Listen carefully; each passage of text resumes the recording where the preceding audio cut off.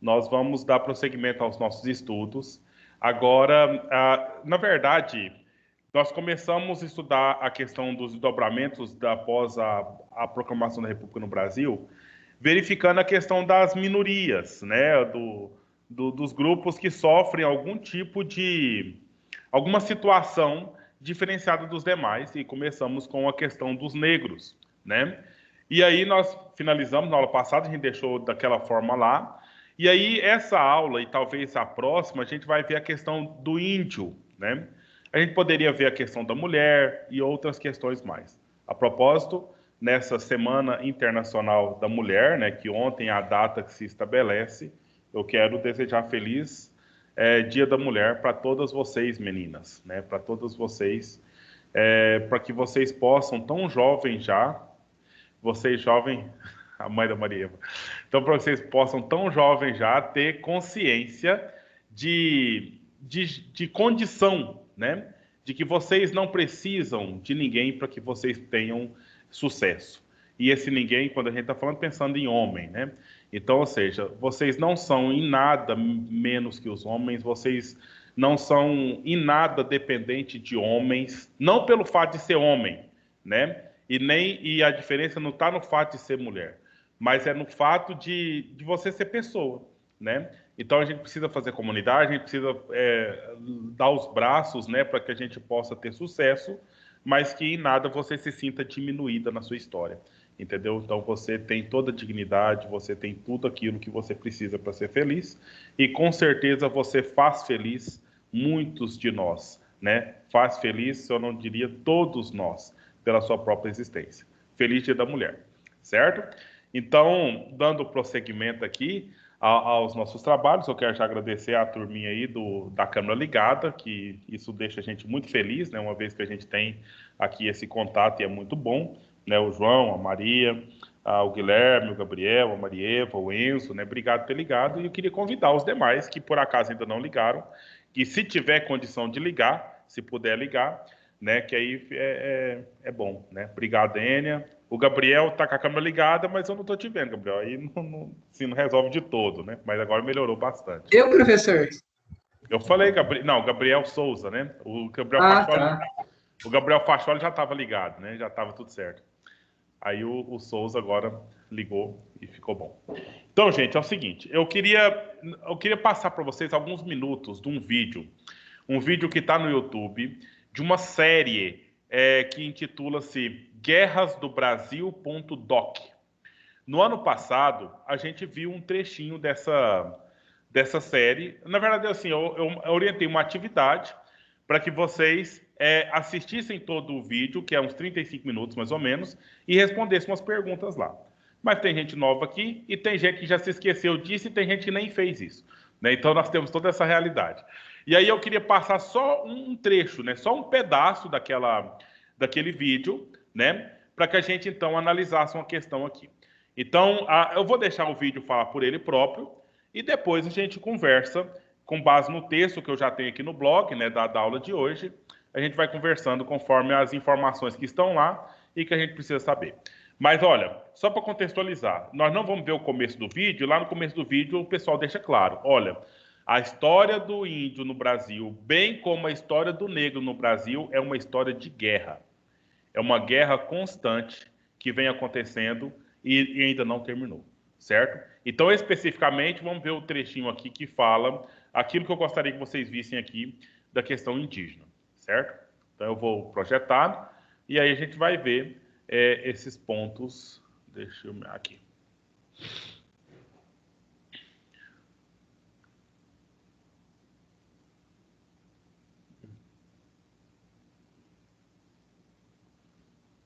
Não é isso.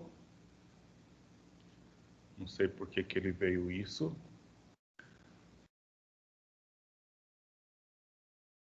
É isso.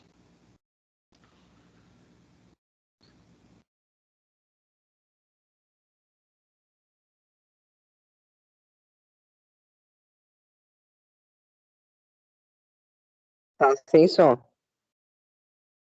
Também não tô ouvindo nada, não. É verdade. A primeira vez eu coloquei o som e a segunda vez Eu não coloquei o som. Então agora nós vamos colocar o som.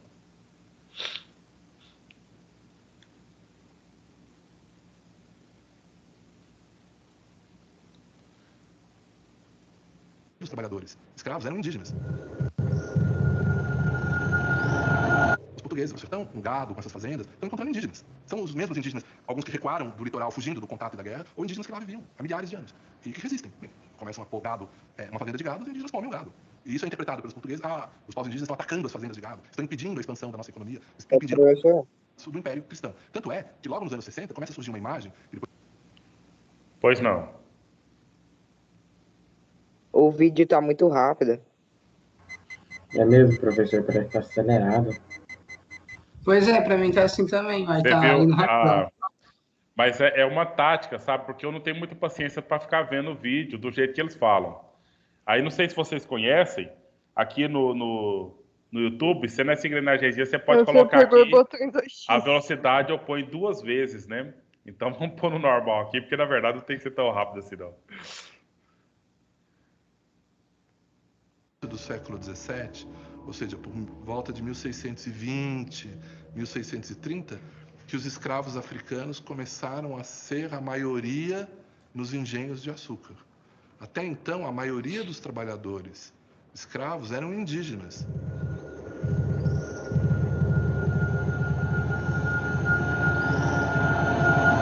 Os portugueses para o sertão, no gado, com essas fazendas, estão encontrando indígenas. São os mesmos indígenas, alguns que recuaram do litoral fugindo do contato e da guerra, ou indígenas que lá viviam há milhares de anos e que resistem. Bem, começam a pôr gado, uma fazenda de gado, os indígenas comem o gado. E isso é interpretado pelos portugueses, os povos indígenas estão atacando as fazendas de gado, estão impedindo a expansão da nossa economia, impedindo, portanto, o avanço do Império Cristão. Tanto é que logo nos anos 60 começa a surgir uma imagem, que depois é reiterada, de que a expansão portuguesa no sertão está sendo parada por um muro que o demônio criou no sertão. Um muro de índios bárbaros, índios selvagens, que resistem à presença portuguesa. Essa guerra se define como total, efetivamente, numa reunião que ocorre na Bahia, em 1669, e nessa mesa grande, como eles chamam, uma grande reunião, se estabelece que, então, a partir de agora, as guerras contra todos os índios do sertão são todas guerras justas, porque os índios do sertão são bárbaros que resistem à expansão da fé. Então, agora, é como que se declara uma guerra total. Nesse processo, né, a uma certa altura, você não tem mais volta. E eu acho que o ponto de vista, assim, o momento que você não tem mais volta nisso, é o momento em que, de um lado, as epidemias estão graçando de maneira... Você imagina o seguinte, o Anchieta fala de 30 mil mortos indígenas, né, mortos por varíola no recôncavo baiano. Não dá nem para enterrar todo mundo. Você tem que ter essa ideia que, de repente, o mundo começa a acabar. Todo mundo começa a morrer. Uma série de surtos de doenças enfraqueceram enormemente essa humanidade indígena que não estava preparada para isso. Quer dizer, a ideia de utilizar essa fragilidade biológica, essa ausência de anticorpos, e contaminar os indígenas e levar essas doenças a eles, isso está o tempo todo dado. Então, num certo sentido, há uma guerra biológica. O que se passou aqui durante o processo colonial se você colocar a demografia, como alguns estudos sugerem, na ordem de 80 milhões para as Américas, isso em 1500, 1492, você verá que o que desapareceu boa parte da humanidade em 100 anos. Né? Então, a gente normalmente não tem essa dimensão do fato. Talvez tenha sido, proporcionalmente na história da humanidade, um dos maiores holocaustos populacionais que a gente tem notícia.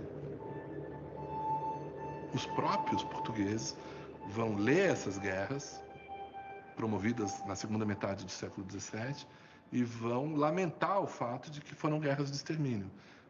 Dizendo, bem, no final nós conquistamos esses territórios, mas despovoamos esses territórios, porque o extermínio dos grupos indígenas também nos deixou vastos territórios sem povos para ocupá-los. Com essa articulação entre contágio, matando por doença, né, e assalto aos lugares onde os índios viviam, a gente chegou ao século XX com uma política do Estado brasileiro, já na República, né, que era de parar de matar aqueles índios. E é o que o Marechal Rondon fez, né, quando ele criou o Serviço de Proteção ao Índio. Então, agora, especificamente nesse ponto, eu gostaria que vocês prestassem um pouco mais de atenção do que está prestando até agora. Então, veja bem, qual que foi, do que nós vimos até aqui agorinha, qual que foi o item que mais levou a fragilizar a condição dos índios aqui no Brasil? Por favor. Falou sobre uma doença lá, falou sobre uma doença que matou muitos indígenas. Certo. A outra pessoa que pediu a palavra, quem foi?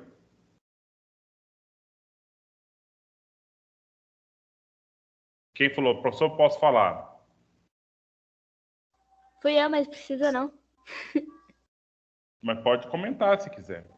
Não, é que é a mesma coisa que ela, que eu ia falar, que como os indígenas nunca tinham tido esse tipo de doença, como é que chama? O sistema imunológico deles não estava preparado. Não tinha anticorpos, né? Não tinha imunidade contra as doenças que talvez os europeus já estavam acostumados, né? Então, ou seja, uma gripe simples mataria uma aldeia inteira de indígenas, né? E aí, no caso, especificamente, está falando da varíola, uma das doenças. Então, ou seja, foi só o contato. Só o contato já era um problema. Só que, além disso, o que eles fizeram? Fizeram contato. Eles quem? Os europeus, que chegaram aqui no Brasil. Fizeram contato, escravizaram os índios, roubaram as coisas dos índios e mataram os índios, né, de modo geral. Então, esse número que o sujeito falou aí, de 80 milhões, né? Então, a população era de cerca de 80 milhões nas Américas, e esse número foi reduzido, se eu não me engano, a 8 mil. Sabe, é um número muito terrível, assim, que foi diminuindo até chegar no ponto. E aí, o que acontece? Tem que proteger esses índios, né? Entenderam que tinha que proteger os índios. E aí já é justamente agora, eu vou voltar só uns segundinhos aqui. Justamente agora, na fase da República, nós temos, então, um dos presidentes, o Rondon, que começa a fazer alguma política de proteção ao índio. Entendeu? Então, presta atenção, que é esse ponto que é o conteúdo da matéria mesmo, para a gente verificar aqui. Aí você vai ver o que é serviço de proteção ao índio. Isso eu só estou frisando para que você não se confunda. Serviço de proteção ao índio e Fundação Nacional do Índio. São essas duas instituições que nós temos que dar conta dela para fazer até prova. Vocês gostam de fazer prova, não gostam? Estado brasileiro, já na República, né, que era de parar de matar aqueles índios. E é o que o Marechal Rondon fez, né, quando ele criou o Serviço de Proteção ao Índio, que precisava de ter um contingente de nativos vivos para constituir a nacionalidade.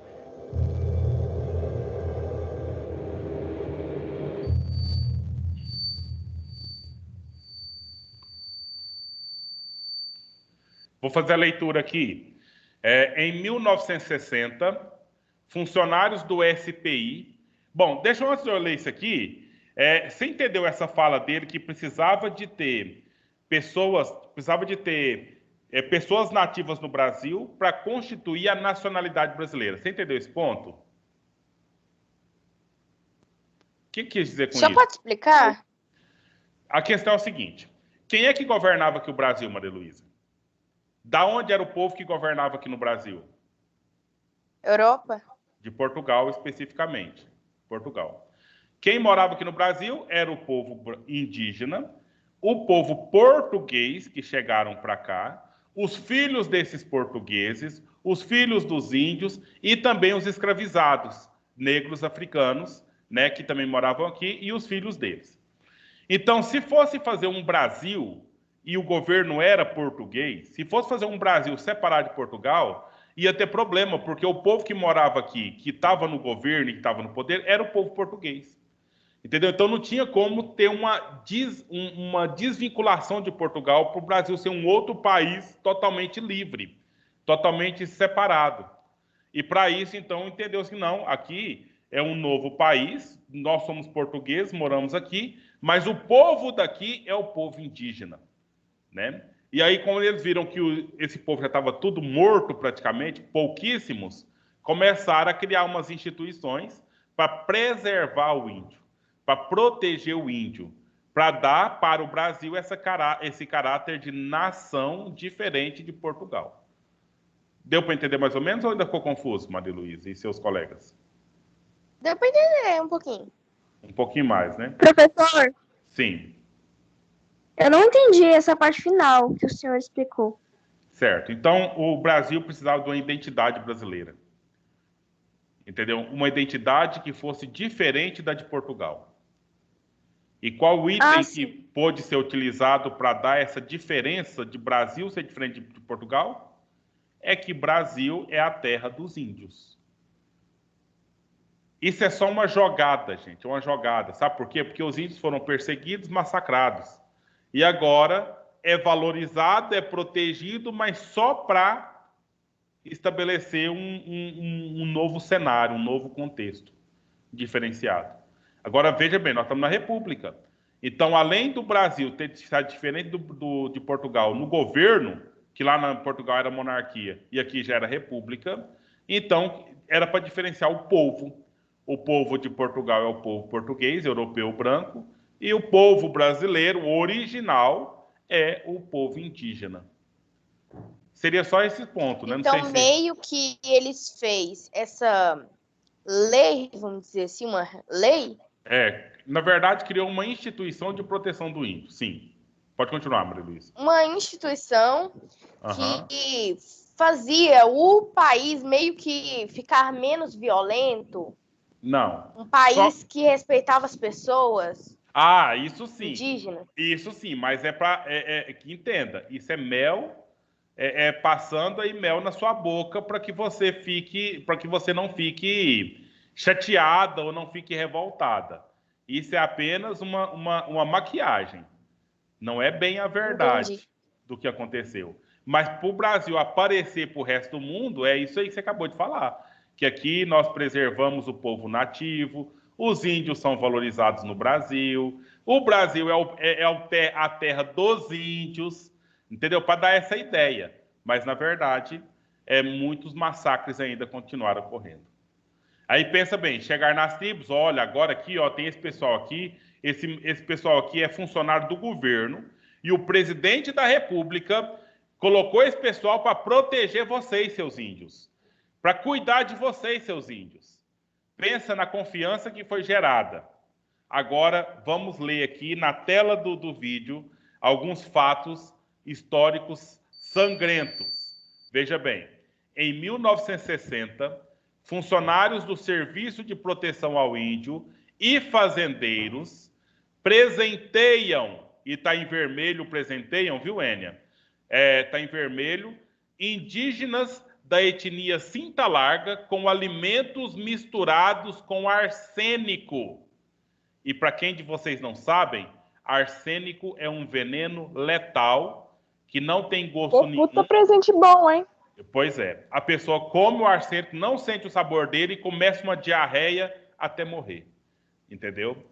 Então, ou seja, o Serviço de Proteção ao Índio, que tinha toda essa... Isso em 1960, tá? 1960. Vamos ver mais alguma coisa aqui.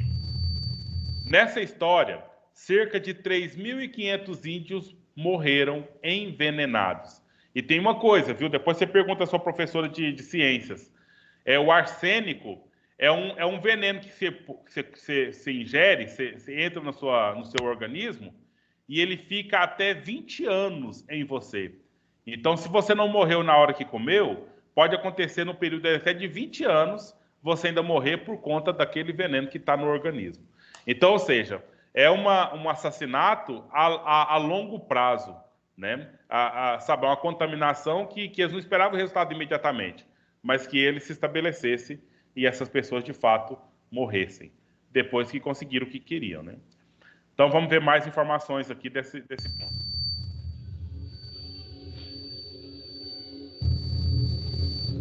Agora nós temos imagens aqui de índios sendo pendurados por ponta-cabeça.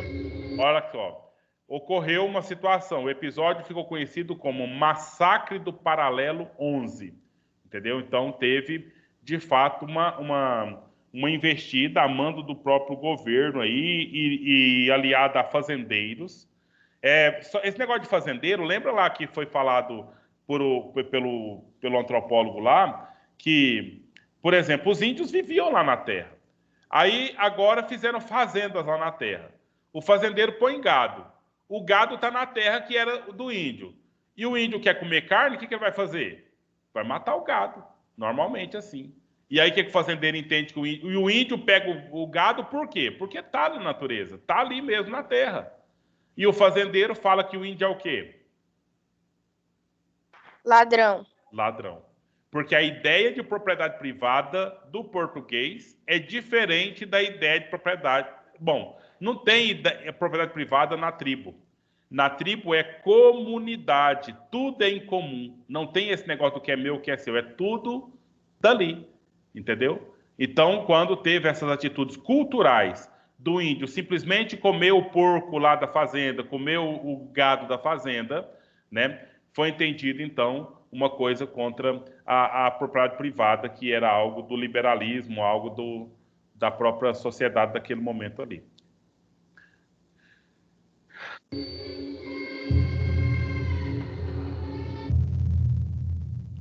Então, durante a ditadura militar, um dos momentos da nossa república, houve cerca de 8.350 indígenas assassinados. Entendeu? E isso existe um relatório, Comissão Nacional da Verdade, que depois que passou a ditadura, que começaram a investigar casos de sumiços. Porque aqui no Brasil as pessoas sumiam, né, durante a ditadura. Simplesmente elas desapareciam. E até hoje nunca apareceram de volta. Pois não, Isis? Professor, eu vi um documentário que falava sobre isso mesmo. As pessoas simplesmente desapareciam e, por muitas das vezes, elas não eram encontradas. Sim, e tem muitas que até hoje não foram encontradas. Existe esse relatório aí. Por que acontecia? Se por acaso você fizer alguma coisa errada, se tiver alguém que faz é denunciado, o que acontece? Aciona a polícia militar leva o sujeito lá para a delegacia, e a delegacia é da Polícia Civil. Se o caso é grave, a Polícia Civil chama a polícia militar para levar o sujeito lá para o presídio e prende. Aqui em Porá tem um presídio. Então, qualquer uma pessoa, fulano está preso, eu tenho certeza que ele está lá no presídio. Entendeu? Que é o lugar de presos. Durante a ditadura, não era a polícia militar que fazia essas coisas, era o próprio exército que fazia essas coisas. E aí prendia as pessoas, não sabia aonde foi que essas pessoas foram presas, não era no presídio, a pessoa nem passava pela delegacia às vezes, e aí desaparecia. Entendeu? Então, ou seja, foi pego por um policial. Foi pego por um policial, só que está fardado, a pessoa não sabe se ele é policial civil, se é do exército ou se é polícia militar. Não sabe. Só sabe que o sujeito foi levado. Por que ele foi levado? É porque ele estava falando coisas de comunismo. Porque ele estava falando coisas de esquerda. Né? E aí era acusado de terrorista por isso, e as pessoas desapareciam. E aí, entre as pessoas desaparecidas, nós vamos ter uma aula só sobre ditadura, tá? Daqui para frente vai ter um momento da ditadura. E aí, só falando sobre os índios, né? Então houve muitos índios, 8.350 que foram aí desaparecidos, os senhores não podem assassinados. Omissos. Esse moço que você está vendo aí, e ele passou lá, ele é um historiador, filósofo, né? E ele é indígena também, mas ele se tornou deputado. Eu esqueci o nome dele, ele foi um deputado, e esse aqui é um discurso dele, lá na Câmara dos Deputados, entendeu? Veja bem como que ele está fazendo, viu, Ênia? Ele está passando uma tinta preta no rosto dele. Então, enquanto ele vai falando, ele vai passando um pouquinho. vai falando, vai passando um pouquinho, até que a cara dele fica toda tomada de tinta preta mesmo, né, para mostrar para o povo, assim, dar um certo impacto, né, no discurso que ele está dando ali para as pessoas se sensibilizar. Vamos ouvir então e ver. Os senhores não terão como ficar alheios. Olha só, apareceu o nome dele, Ailton Krenak, certo? Em defesa das terras indígenas. Nessa época, olha, a data aqui é 1988. Lembra de um documento muito importante que foi publicado em 1988? Quem lembra? Um documento muito importante para o Brasil que foi publicado em 1988. A abolição da escravatura, Lei Áurea? Não, essa foi 100 anos antes. Foi 1888. Agora é 1988. Professor. Sim, Luiz. Eu gostaria de tirar uma dúvida. É assim, se um índio quiser, tipo, chegar em qualquer fazenda e se apossar dela, ele pode? Claro que não, de jeito nenhum. De jeito nenhum. E por que... Não, primeiro porque os fazendeiros apossaram na terra do índio e pôde, tá? A primeira conversa é essa. Os fazendeiros, poceiros, a terra era do índio, eles tomaram e pronto. E os índios ficaram para lá. Lá no governo do Getúlio Vargas, em 1930, é do 30 até o 45, então se estabeleceu um Parque Nacional do Xingu, que é uma região bem grandona aqui, entre Mato Grosso, Pará, sabe, nessa região aqui do Brasil. E esse Parque Nacional do Xingu seria uma reserva que seria só para os índios morarem por lá. Aí foi o primeiro lugar que delimitou. Depois, com o tempo, os fazendeiros foram entrando nesse parque. E esse parque foi ficando cada vez menor, porque aí um fazendeiro tomava posse, começava a criar gado, plantar roça, entendeu? E foi diminuindo esse território aí. E agora, em 1988, que foi feito um documento muito importante para o Brasil, eu quero que algum de vocês lembrem, por favor, que documento é esse. Esse documento é... Constituição, alguma coisa, isso, professor, não? É a Constituição Federal, entendeu? Que é a lei máxima agora do Brasil. Agora eu tô me sentindo muito... Isso eu mesmo. Acertei? Acertou. É a Constituição Federal do Brasil, de 88, e nela eles estavam discutindo, Luísa, se ia ter terra delimitada para o índio ou se não ia ter. Entendeu? Então, muita gente estava defendendo que tinha que ter a terra delimitada para o índio, guardada, uma reserva para os índios, mas tinha muita gente brigando para que não tivesse.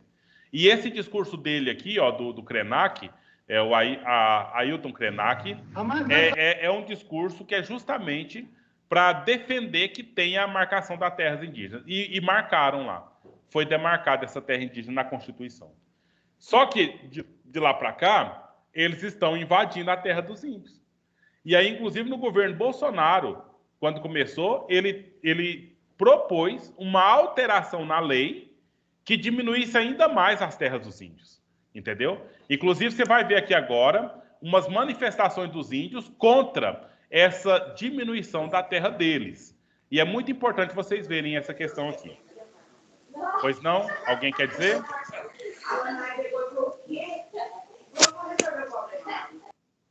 A Lanaí deixou o áudio escapar aí. Vamos ver aqui o discurso e vocês vão ver as manifestações. Todas essas aqui é aqui, em defesa das terras dos índios, para que eles, então, sejam ali preservados. Ok? Essa agressão, movida pelo poder econômico, pela ganância, um povo que habita casas cobertas de palha. Olha um texto. A Constituição Brasileira de 1988 estabeleceu a demarcação de terras indígenas. Que dormem esteiras no chão. Não deve ser identificado de jeito nenhum como um povo que é o inimigo dos interesses do Brasil, inimigo como os interesses da nação e que coloca em risco qualquer desenvolvimento. O povo indígena tem regado com sangue cada hectare dos 8 milhões de quilômetros quadrados do Brasil. Os senhores são testemunhas disso. Essa guerra é contínua. Ela não foi um fato histórico que acabou no século XVI. Ela fez parte de toda a expansão do Brasil por outras regiões, além da costa atlântica. Ela fez parte da entrada nos sertões de São Francisco, ela fez parte da entrada na Amazônia, ela fez parte depois da própria ação do Brasil na região fronteira do Chaco, né? Faz parte da guerra com o Paraguai também, ela integra esse episódio. Ela faz parte da expansão cafeeira, da borracha, depois do cacau na Bahia. Todos os grandes ciclos econômicos de desenvolvimento, os índios sempre foram atingidos pesadamente. Índios Yanomamis morreram em choque com garimpeiros. Nós estamos de frente. Então, olha aqui, mais dados, tá? Massacre do Aximu, em 1993. 16 indígenas foram assassinados. Quem matou? Os garimpeiros. Atacaram as mulheres, as crianças e os velhos. Um bebê foi morto com facão dos garimpeiros, pelos garimpeiros. De Meu Deus. múltiplo homicídio que eu não posso deixar de caracterizar como genocídio.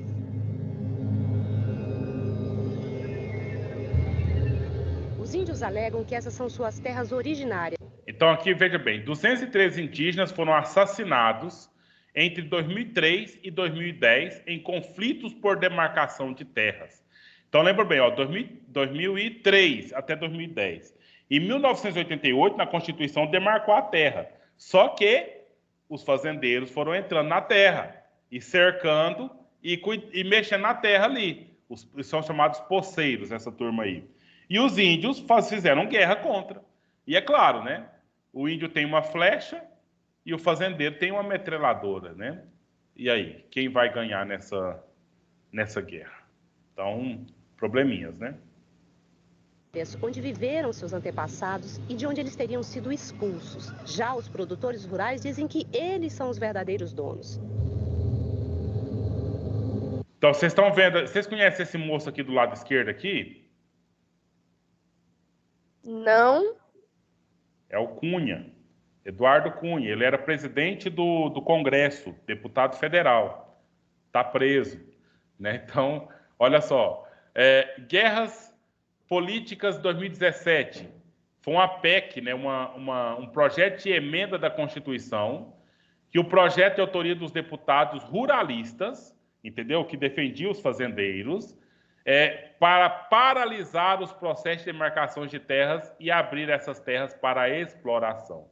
Então, ou seja, arreda índios para lá e vamos deixar os fazendeiros plantar nessas terras aí, ok? Então, aqui você está tendo manifestação e uma reunião aqui dos índios com as entidades, né? Com os políticos, os governantes nossos, deputados. Esse moço aqui também era um deputado federal daquela época lá.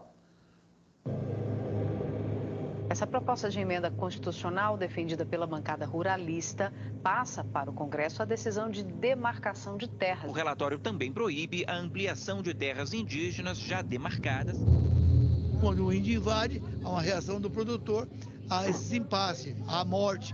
Mas a morte de um lado e morte do outro. Guerra que... Escutou o que esse moço falou? Uai, o índio falou... Guerra nós temos... de um lado, guerra do outro. Então, a morte... Vai ter morte, não vai? Os índios vão morrer, não vão? Mas também o índio vai matar alguém também. Entendeu? Então é o princípio da guerra, propriamente dita, né? Uma vez que teve a invasão das terras e eles querem defender essas terras. A gente vive, né, para ter os direitos garantidos, né? É a guerra que a gente enfrenta para manter a nossa cultura, né? É a guerra que a gente enfrenta contra os madeireiros. Então, a gente diz guerreiro porque é uma palavra que vem de guerra mesmo. E a gente vive numa guerra constante, né? Todo dia, é um dia após o outro, né? Sem saber quem é que vai mais ser vivo, quem é que vai mais ser morto. A guerra é um estado permanente, né? Da relação entre os povos originários daqui, que foram chamados de os índios, sem nenhuma trégua, até hoje, até agora, segunda-feira de manhã, quando nós estamos aqui conversando.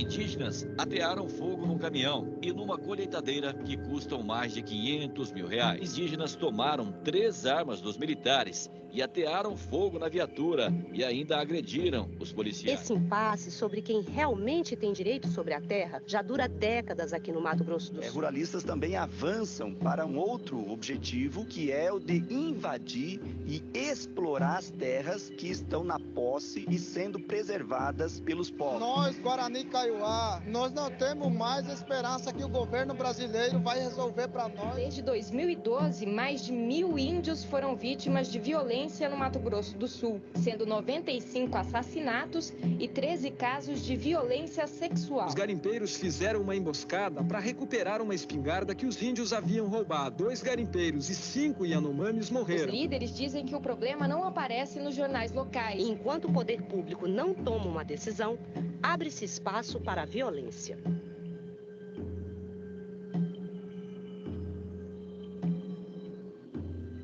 Ave credo, hein? Triste, né? Que vídeo, gente. Eu tô... Então é a situação que fica assim para provocar vocês mesmos, né? E depois a gente vai, então, entendendo. Porque aí você escutou uma notícia, por acaso, os índios fecharam uma rodovia lá no Mato Grosso e tá cobrando para o pessoal passar lá. Aí muita gente fala, esse povo é um povo baderneiro, esse povo é um povo explorador, né? Mas aí olha toda uma história que acontece por trás disso aí. Entendeu? Então são situações que a gente precisava de ver para tomar os devidos cuidados. Agora, essa foi a parte de reflexão. Agora vamos entrar numa parte que seria uma parte específica dos dados históricos, né? Então veja bem, a palavra política, você tem que entender política indigenista. Você tem que entender que significa leis, né, do Brasil que tinham a ver com a questão indígena. Então, o que aconteceu? Quais foram os fatos, né? Quais foram as situações? Agora, seria a parte da aula de história decoreba, né? A parte da aula de história que você tem que, então, entender que documento que foi, quando foi, qual foi o presidente, qual foi a intenção, essas questões mais ou menos assim. Beleza? Então, a gente já passa diretamente para cá. Olha aqui o material da nossa aula de hoje. Eu já sei que essa aula não termina hoje, né? Nós vamos continuá-la na sexta-feira e talvez até na quarta-feira que vem. Então, o que quer dizer isso? Temos aqui uma tarefa. Olha só. A tarefa eu coloquei para fazer até semana que vem, mas eu vou alterar isso aqui para a gente colocar mais para frente. Porque como a gente não vai terminar a aula hoje, então não dá tempo de você... Não tem sentido você fazer a tarefa já de uma vez. Certo? Então está explicada essa parte. Essa daí é do portfólio também, né? Nós precisamos de pôr 3 tarefas no portfólio. Nós precisamos de ter 3 ao todo. Já foi passado até hoje 2, né? Então, as do portfólio até hoje foi da aula 11 e da aula 16. E eu acabei de ver um erro aqui agora. Essa aula aqui não é a 16, é a aula 17, né? Então, e aí eu vou corrigir lá. Então, nós temos no portfólio a aula 11, a aula 16 que já passaram, e a aula 17 que está começando agora, e eu acho que vai terminar só quarta-feira que vem, né? Então, aí essa tarefa é para lá, para a terceira tarefa do portfólio. Beleza. Dito isso, nós, então, vamos aqui por material. O Facholi vai já ser o nosso leitor primeiro, né? Depois a gente vê outras pessoas aí. Facholi, pode ser os 2 parágrafos primeiro, por favor, aí. Tá bom, então. Política indigenista. Se formos dar uma olhada na história do Brasil, e se focarmos nos índios, iremos nos deparar com tristes fatos. Durante todo o período colonial do Brasil, temos o índio visto como uma pessoa inferior, e iremos ver de diferentes formas, principalmente o europeu, se colocando na condição de superior aos índios, e logo escravizando e tentando catequizar.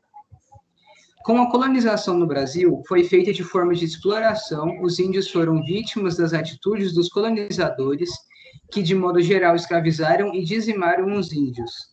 Salve as missões jesuítas que deram esperança ao futuro indígena. Então, vamos só ver aqui esses pontos aí.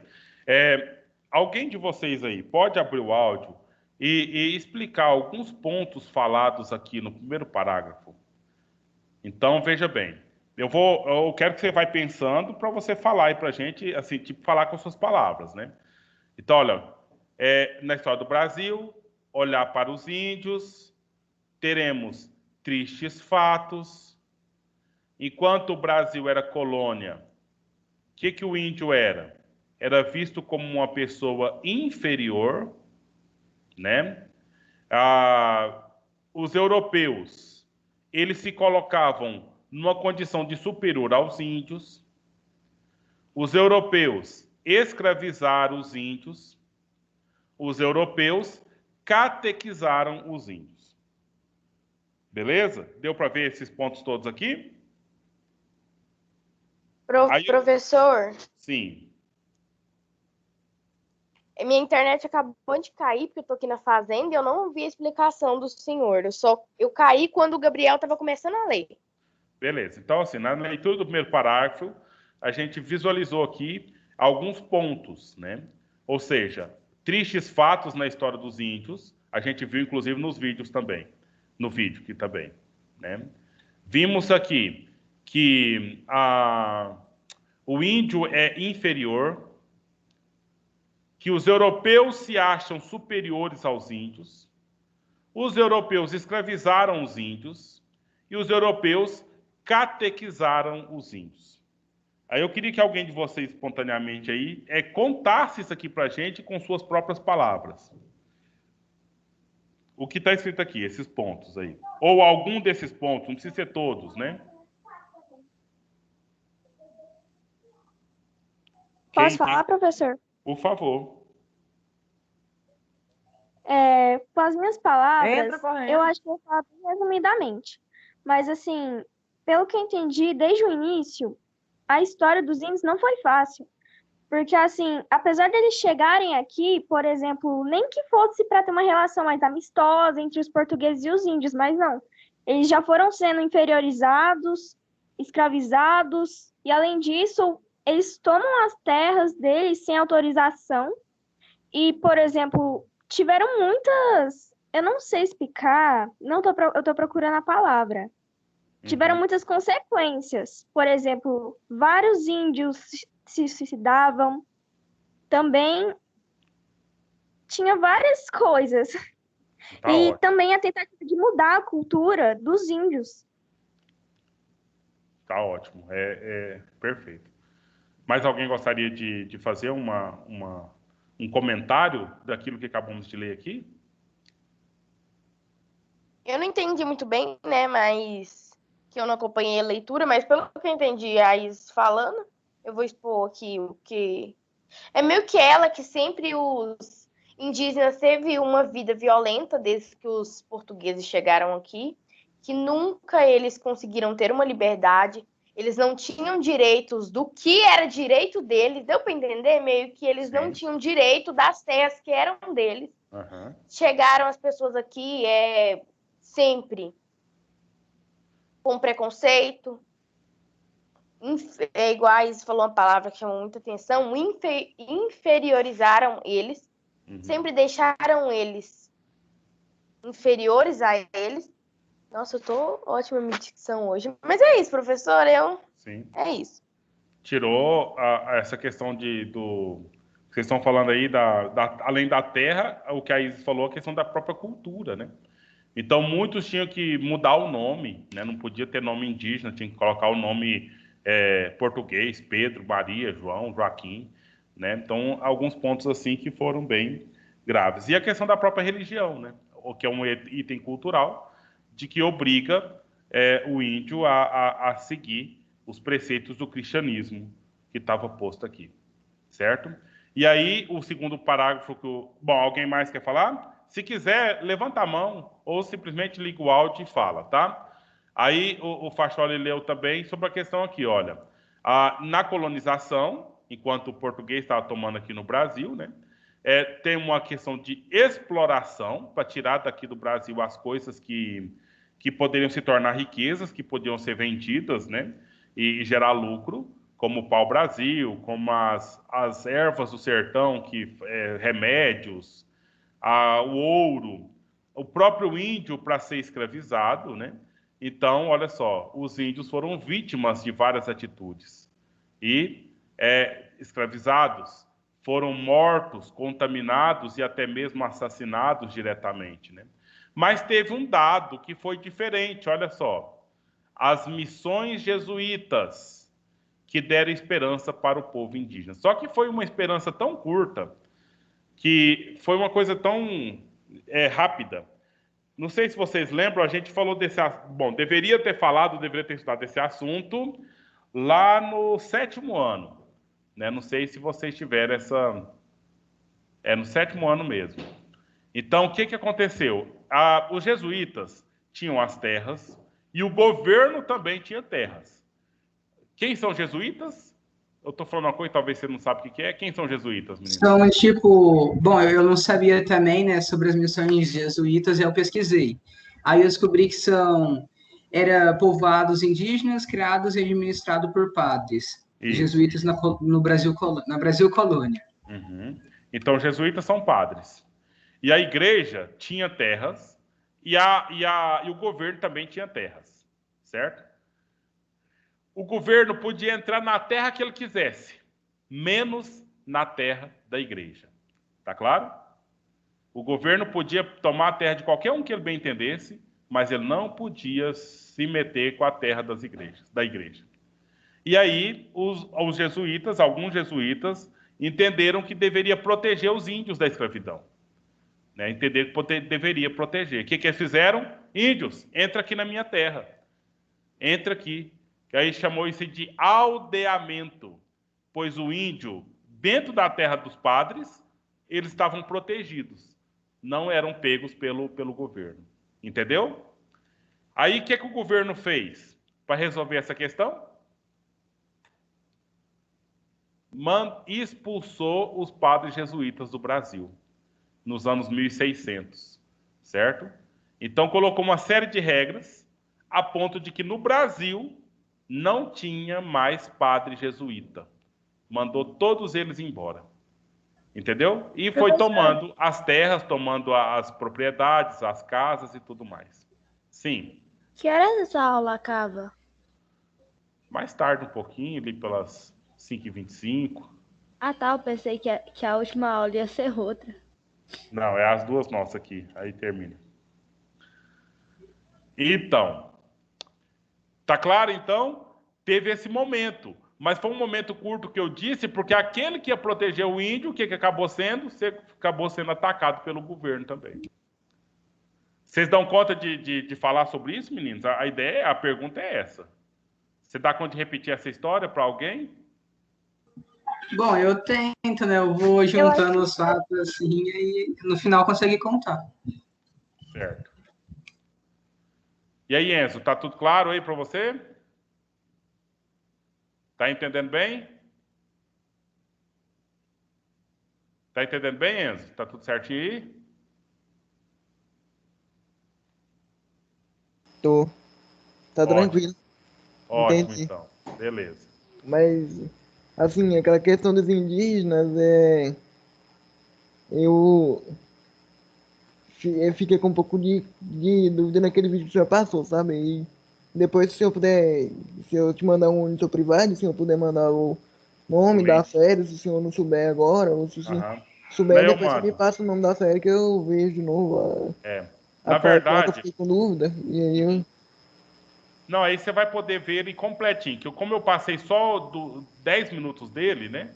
Então acaba que fica meio confuso mesmo. Aí ele é de 26 minutos ao todo. Aí você pode ver do começo ao fim. Eu vou fazer o seguinte, aqui na parte material aqui do blog, olha, eu vou colocar ele aqui, ó, antes de política indigenista aqui.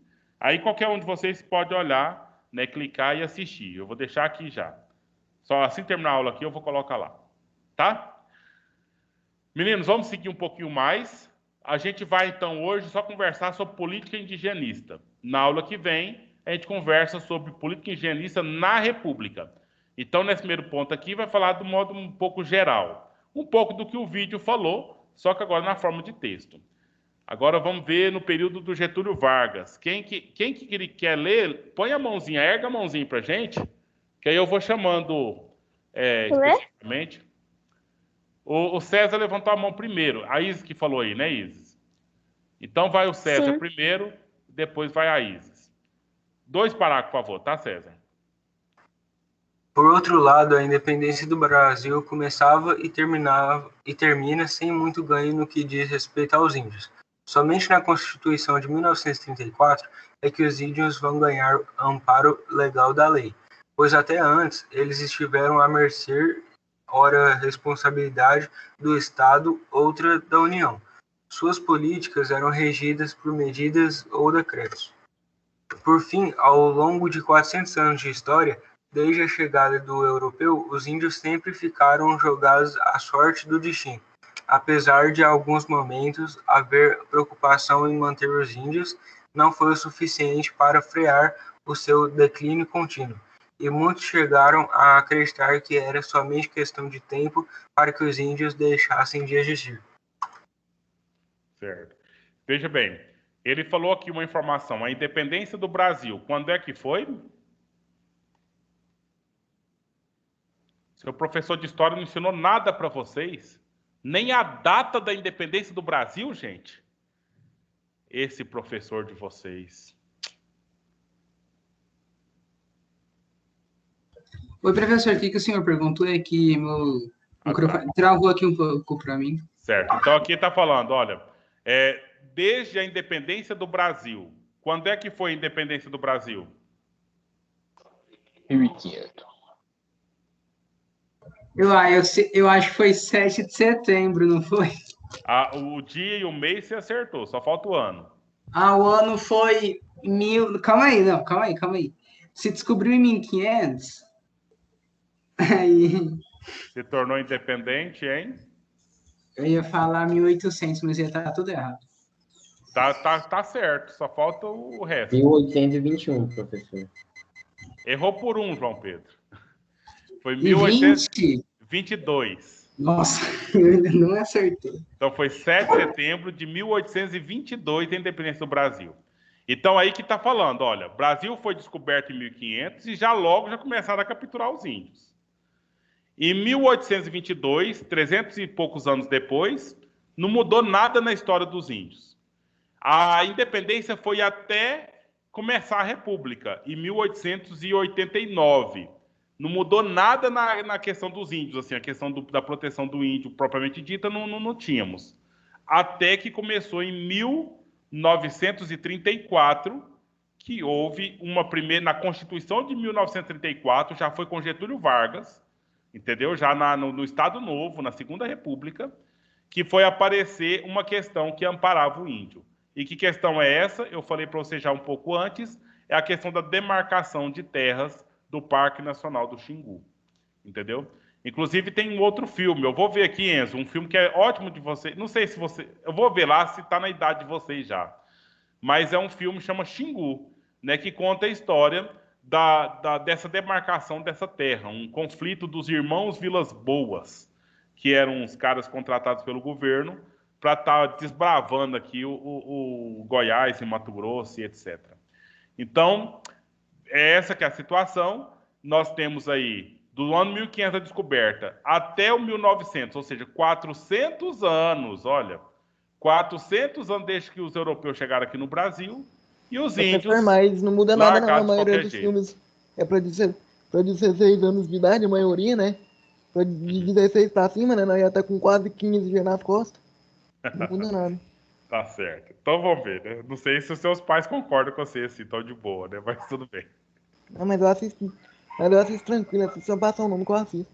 Aham. Eu vou ver. Eu nem reparei. Eu acho que Qual que é o nome do filme, o senhor falou? Qual que é o nome do filme? Xingu, com X. Ele é um filme histórico mesmo, né? Que conta essas tretas do Brasil e a situação aí da... Por que acontece? Esses irmãos Vilas Boas estavam contratados pelo Getúlio Vargas para fazer uma coisa chamada Marcha para o Oeste. Porque o Goiás, o Mato Grosso, ficou esquecidão na história do Brasil, entendeu? Depois que acabou o ouro por aqui, ninguém deu moral mais para o Goiás e Mato Grosso. E aí o Getúlio Vargas fez um projeto para que povoasse de novo isso aqui. Esses irmãos Vilas Boas, eles fizeram, o contrato deles era ir fazer campo de avião nos lugares aqui para dentro do governo, para dentro aqui do Brasil, né? E aí, o que acontecia? Chegava em determinado lugar e encontrava índios lá. E agora? Ia matar índio? Já não podia mais, né? Já não era mais a realidade. E aí, esses irmãos Vilas Boas, eles começaram a entrar na cultura dos índios, começou a conviver com os índios, entendeu? E aí tem uma história lá, até que um deles engravidou uma índia, né? E aí, eram 3 irmãos. Aí o outro ficou brabo com ele, mandou ele voltar para São Paulo. E essas coisinhas assim, né? Que as tretas que o filme tem um romance, né? Também, né? Mas tem esse fato histórico da retomada aqui desse espaço e mais conflito com os índios, né? Até que o presidente da República organizou, influenciado até pelos próprios irmãos Vilas Boas, a questão da demarcação das terras indígenas, que é justamente aqui nessa data de 1934, entendeu? Que tem a primeira lei que é para proteger o índio especificamente, certo? Então, os índios foram largados aí de qualquer jeito, e a Constituição de 1988 fez toda a diferença, aquela que nós vimos lá no vídeo que o Ayrton Krenak estava defendendo, entendeu? Mas mesmo assim, o que a Maria Luísa falou mais cedo aí, e o que a Isis falou mais cedo, mesmo assim, nós temos os índios sofrendo, não sendo respeitados, sendo discriminados, sendo atacados, sendo assassinados, sendo envenenados. Inclusive, quando eu tinha a sua idade, não, um pouquinho mais velho que você, mas eu estava no ensino médio, teve um caso de um índio que estava dormindo numa praça em Brasília e 3 jovens brancos jogaram álcool no índio e pôs fogo nele. Não sei se vocês conhecem essa história. Foi em 2001, 2002, essa história. Né? Não sei se vocês lembram, já ouviu falar nessa história. Mas foi uma história que abalou bastante o Brasil inteiro, desses jovens, e o pior, e o índio morreu, viu? Morreu queimado. E esses jovens, um era menor de idade, 2 menor de idade, um maior de idade, nenhum ficou preso. Né? Nenhum dos 3 ficou preso. Então, situações assim que ocorrem uma vez ou outra. Mas tinha que pelo menos ser preso, uai. Teve o julgamento, tudo, mas você sabe como é que é. Não, mas não tinha não, né, Gabriel? Porque teve um julgamento aqui no ano passado, aqui em Porá, o sujeito acusado de assassinato da esposa, levou 30 anos de cadeia, não ficou nem 15 dias lá, tá? Pois é, uai. Então, eu vi os 30 também. A justiça é complicada, né? Conforme a riqueza do que é condenado, não se paga, né? Então, é bem complicado isso aí. Mas, é claro, é ruim, né? Tinha que ser diferente. Então, vamos seguir aqui. A Isis Paula agora, por favor. Um parágrafo pequenininho e um grandão, Isis Paula. Apesar de todo o preconceito da nossa parte aos índios, hoje temos uma sociedade mais atenta e solidária aos povos indígenas. Ainda não é o ideal, mas sem dúvida o atual quadro é melhor que em outros tempos.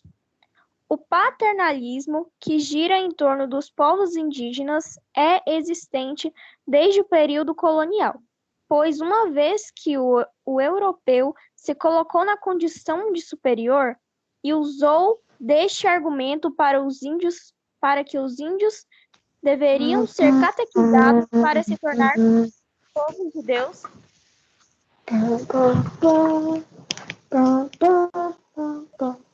Emília, você pode desligar o microfone, por favor?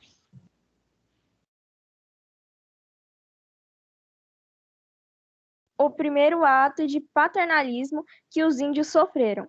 Fato é que sempre tivemos e usamos da desculpa que os índios devem ter nossas ajudas e amparos, mas nada seria preciso se nós não tivéssemos invadido o habitat natural.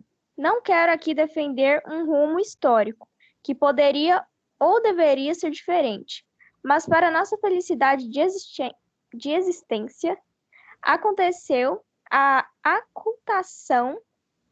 aculturação em cima dos índios. É aqui que entra a defesa dos direitos indígenas.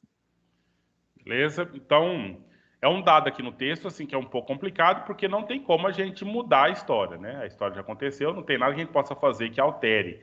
E também a gente não sabe qual seria a consequência de ter mudado, né? Se a gente mudasse alguma coisa lá atrás, qual seria a consequência daí para frente? Não dá para saber. Esse parágrafo aí, deixa eu ver se eu entendi. Fala sobre se, tipo assim, os portugueses não tivessem vindo, né? Uma suposição. Uma suposição. Mas eles vieram, e no que eles vieram, o que eles fizeram? Eles, então, olha só, eles se colocaram na condição de ser superior.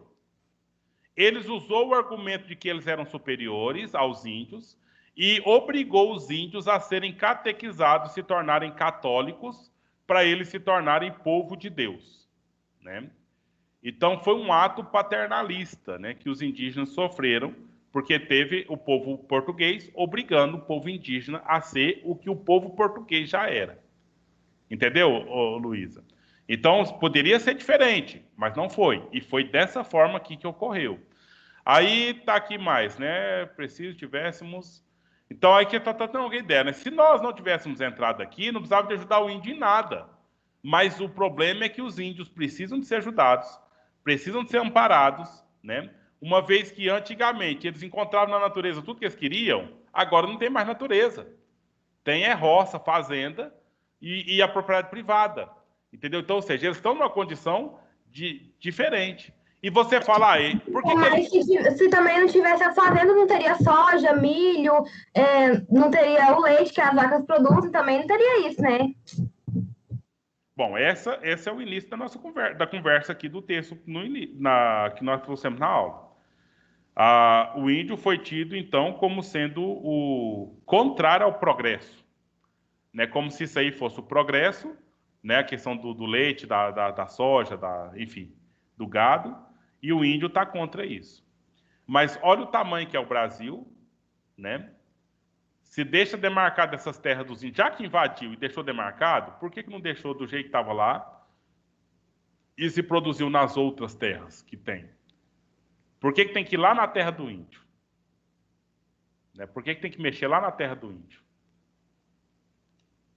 Ao passo que tem muito fazendeiro aí que planta até em cima do asfalto já. Né? Usa tudo quanto é o território que ele pode ali para que ele tenha seu lucro. E outra, você come nós aqui, você e qualquer um de nós, come soja quantas vezes por semana? Tem óleo de soja, carne de soja, tanto pois que quando... Então. Aí você é uma consumidora de carne de soja, de proteína de soja? Não, mas tem o óleo de soja. Entendeu? O óleo de soja nem é de soja, Luiz. O óleo de soja é da casca da soja. A soja mesmo vai tudo para embora daqui e só pessoas ricas que comem. Eu já comi farofa de soja.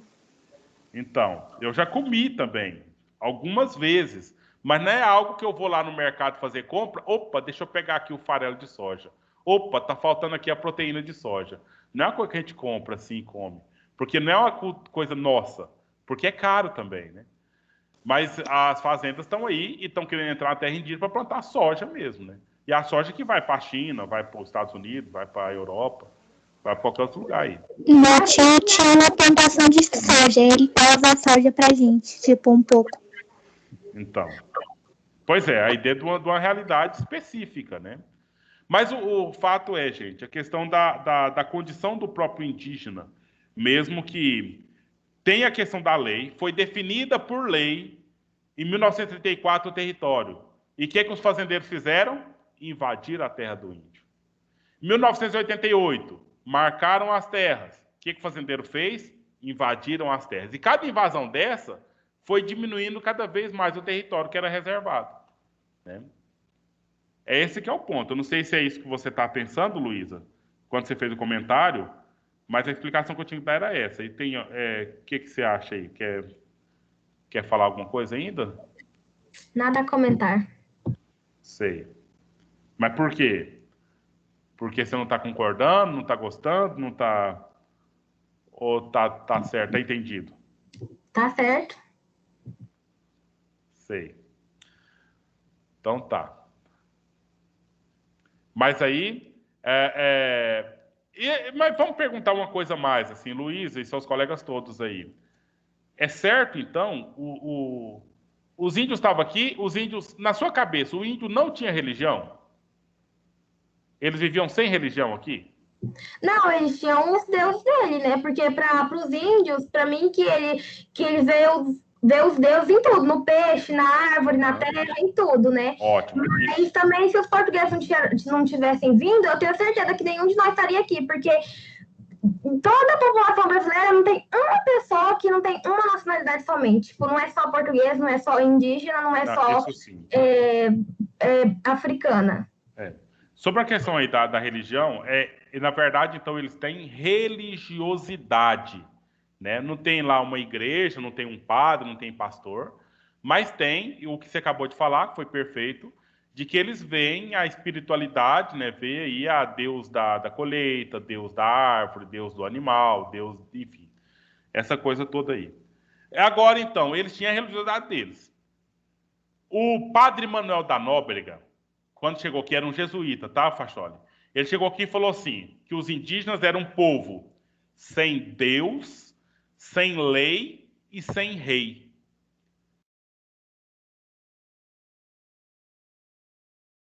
Cristão católico e colocar neles. Tinha que fazer com que eles obedecessem o rei de Portugal e fazer com que eles obedecessem às leis de Portugal. Isso tá certo? Não, porque eles tinham que respeitar os portugueses, vai. Eles tinham as próprias leis, as próprias regras, a própria religião. Pois é. Não tinha para que eles seguiam o mesmo que os portugueses, mas aí os portugueses obrigaram. Aí já é... Aí a parte de provocar o seu comentário de novo, Luiz, agora. Eu estou marcar a Luiz aqui agora, mas veja. Então, a cultura, o português não tinha direito de tomar do índio e o português tomou do índio. E a terra? O português tinha direito de tomar a terra do índio, mas tomou a terra do índio. Mas tomou a terra do índio tomando até agora. E tem gente que está concordando com isso. Enzo, pode falar. Eu não sei se a minha comparação vai estar certo, mas assim, então nesse caso de indígenas, assim, podemos se dizer que naquela época, não sei se vai estar certo a minha comparação, mas podemos se dizer que naquela época tinha como se fosse uma monarquia, né, também, né, porque só os portugueses que governavam, né, naquela época, né, quando ele chegou aqui no Brasil, né, que governaram os indígenas, né, no caso, né, que ia mandar nos indígenas, né. Os indígenas, né? E aí acabou que deu nisso que deu hoje em dia. Sim, e aí escravizou o índio, impôs a religião para o índio. E aí o que nós estamos provocando aqui? Na próxima aula a gente vai ler sobre a questão na república. Na monarquia, igual você falou, e talvez dá até para entender, porque o rei mandava mesmo e só tinha que obedecer e pronto. Mas na república, a ideia é que as pessoas são livres. Que não pode ninguém mandar no outro, não pode ter racismo, não pode ter preconceito. Mas mesmo assim, os índios foram perseguidos, foram assassinados, foram maltratados e estão sendo até agora.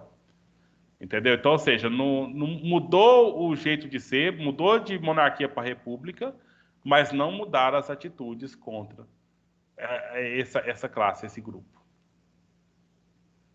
Bom, já está aqui no prazo, né? Já está no nosso tempo. Nós vamos parando por aqui hoje, certo? E aí, são situações... Eu vou colocar aqui, então, repetindo, viu, Enzo? Eu vou colocar aqui o vídeo do que nós vimos a metade hoje, um pedacinho dele hoje. Vou colocar aqui, aguerradobrasil.doc. Vou ver se eu acho o Xingu e eu vou colocar aqui também, né? Aí vocês veem a classificação lá. Se vocês puderem ver, vocês assistam. Se não puder ver, vocês não assistem. Então, tem muito material aí para a gente, então... entrar no entendimento desse fato. Professor? Sim? Deixa eu te perguntar, essa tarefa pode fazer hoje ou pode fazer outro dia? Mateus, João Pedro, é aconselhável que você espere a aula terminar. Não terminamos ainda, nós vamos ter que ler mais um pedação aqui e explicar na aula que vem. Mas se você quer fazer, é problema seu, você pode fazer quando você quiser, tá? É, só uma pergunta mesmo, que eu vou esperar terminar. É aconselhável, é melhor. Porque Então, tá. depois... Teve até um aluno no 8º ano, na verdade. Ele, professor, eu não tô com dúvida nessa tarefa aqui, nessa questão. Eu falei, pois é, nós vamos falar disso ainda, né? Faz parte da aula. E aí ele resolveu esperar também. Mas aí fica a critério. Meninos, alguém tem algum comentário a mais para fazer? Alguma questão antes da gente encerrar aqui hoje? Onde é que o senhor vai fazer a chamada? Marcos Vinícius. É você que perguntou isso? É. A chamada, como desde quando a gente começou, eu faço aqui pelo Teams. Eu vejo aqui, eu baixo a lista de frequência da entrada e da saída de vocês. Só ok? Obrigado. Todo dia tem um confirmando. Todo dia. Vocês estão me testando, eu acho. Mas tudo bem. Então, boa tarde. Tchau, professor. Tudo de bom para vocês. Até a próxima. Tchau, professor. Até sexta-feira, eu acho. Até sexta-feira. Professor, boa tarde. Boa tarde.